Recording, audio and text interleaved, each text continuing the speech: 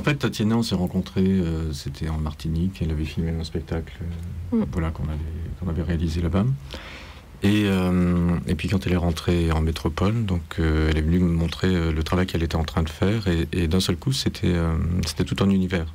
Et je suis un peu fan de Tolkien, Le Seigneur des Anneaux, ou des ouvrages comme ça. Et m'est apparu que c'était évidemment ce qu'elle était en train de construire. C'est une histoire qui est foisonnante. Il y a surtout beaucoup de personnages. Et beaucoup de mythologie aussi. Beaucoup de mythologie.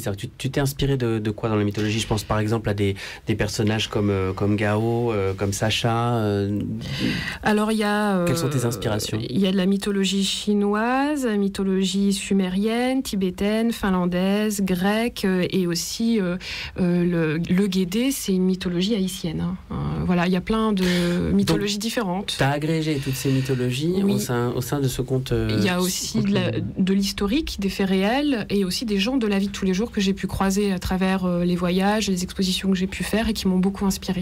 D'accord. Voilà. Et donc il y a un personnage qui s'appelle Idriss Prudence, qui a 3 visages différents, plusieurs facettes. Ouais. Un peu le personnage de la perversion, qui collectionne. Vraiment un personnage très, très intéressant, je pense. Pour Karine, il y a plein de personnages différents. Il y a la femme araignée, qui est finalement un personnage très positif, mais qui, au premier abord, fait peur. Et finalement, c'est un peu les rencontres qu'on peut faire dans la vie de tous les jours. Bon, il y a du bon, il y a du mauvais. Parfois, on rencontre des gens qui ont l'air formidables, et puis en fait, ils ne le sont pas. Parfois, ils le sont vraiment. Et puis d'autres fois, il y a des gens qui font un peu peur, et puis en fait, qui sont extraordinaires.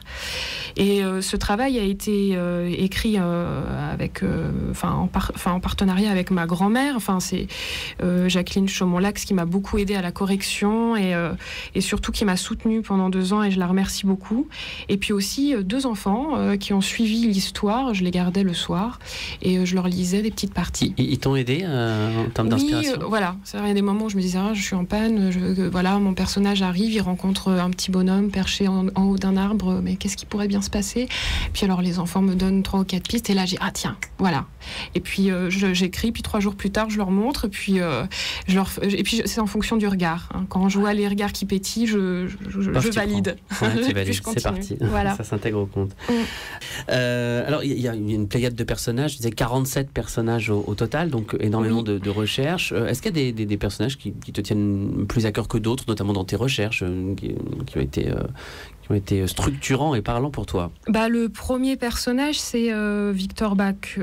À la base, un hommage à Victor Lax, qui était un artiste peintre décédé il y a peu de temps, et qui était un grand-oncle que j'appréciais beaucoup. Et j'ai mélangé Bach avec le compositeur. Et Ereshkigal, qui est une déesse sumérienne, Eos, qu'on connaît bien, et Yemaya, la déesse noire de la mer et de la fertilité. Il y a d'autres personnages qu'on voit après, et qui là sont liés à la fois à des thèmes historiques. Par exemple, Germain, c'est le comte de Saint-Germain. Il y a énormément de références au comte de Saint-Germain. C'est un aventurier du XVIIIe siècle, un personnage exceptionnel, curieux. On dit qu'il aurait vécu 200 ans. Enfin bref, voilà, faut lire aussi un peu. Juste pour les auditrices et les auditeurs, dans ton ouvrage, il y a toutes ces références-là. Oui, il y a un petit lexique à la fin qui explique qui sont les personnages, d'où ils viennent. La fonction de la littérature comme de l'art est d'inventer un peuple qui nous manque. Donc, comme vous l'aurez compris, le royaume de Terquicardie, c'est une œuvre familiale. Mais, en tout cas, c'est une grande famille, 47 personnages. Les blagues mises à part, c'est un travail d'une telle densité et extrêmement rare. C'est-à-dire qu'elle sait accorder vraiment le temps de construire toute une cosmogonie, parce que ça va jusque-là. Et en fait, c'était assez amusant, parce que je pense que ça rejoint très rapidement l'inconscient collectif.